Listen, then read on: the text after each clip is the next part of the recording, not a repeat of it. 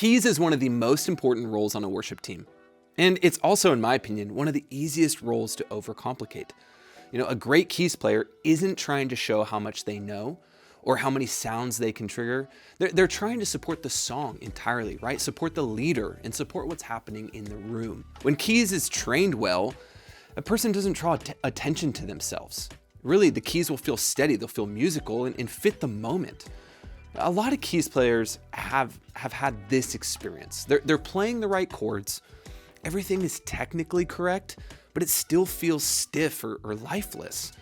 And nothing in that moment is wrong, it just doesn't feel good. And that usually isn't a skill problem, I find, it's a role problem. They haven't been shown how to think like a worship keys player instead of just a piano player. That's where the MXU approach starts. We're not trying to turn keys players into jazz musicians, and we're certainly not trying to help them impress other musicians. We're teaching keys players how to serve worship moments well. That means knowing when to add something and when not to. It means knowing how to bring life to a simple part without pulling attention away from the song. So what you're going to hear in this video is the same framework that we use inside the MXU platform to train keys players all over the world. This isn't a teaser or a simplified version. It's the actual way we teach people to think about keys. And it's just shared here in this YouTube video for free. So you're welcome.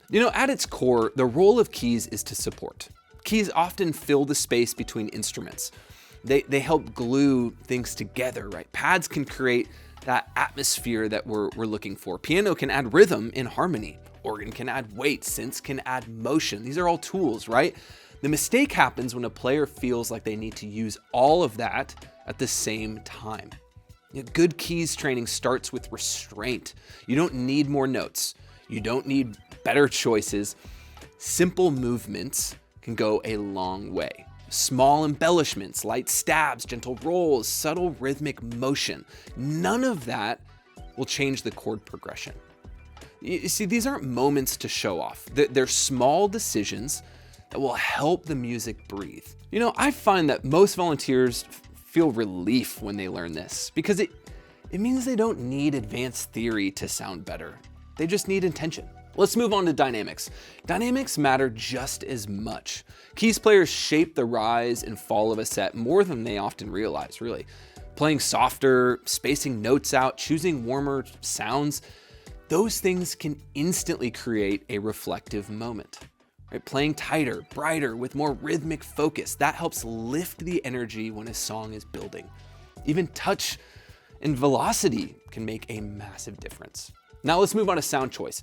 Sound choice should always follow the song. Sometimes a simple piano with very little reverb is exactly right. Sometimes a piano with subtle pad underneath can help fill the space. Sometimes a pad is just enough. The goal isn't to find the coolest sound. You see, the goal is to find the right sound for that moment. This is where communication with audio will matter, certainly. A pad that's too loud can wash out the mix. A pad that's too quiet doesn't really help anybody. Sounds that feel great in headphones can feel completely different in the room, right? So that communication is key. Healthy keys players are willing to work with front of house, listen in the PA, and make adjustments without taking it personally. Now let's talk about transitions. Transitions are another big responsibility for keys players. Smooth transitions help the congregation stay engaged, right? Keep the flow intact for engagement. That doesn't mean every transition, though, needs to be a clever or complex strategy. Sometimes it's just holding a chord, letting it breathe, and bringing the next key in underneath the band, right? Other times it's landing on a shared note or chord that naturally sets up the next song. Thinking ahead in the set makes the whole team feel way more confident. There's another moment where keys players carry a ton of weight, and that's during underscore moments. Those prayer moments, scripture, altar calls, spoken transitions. These moments often rely on keys more than anything else.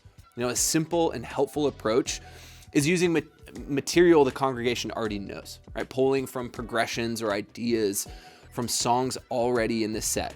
Familiar will always work better than busy in these moments.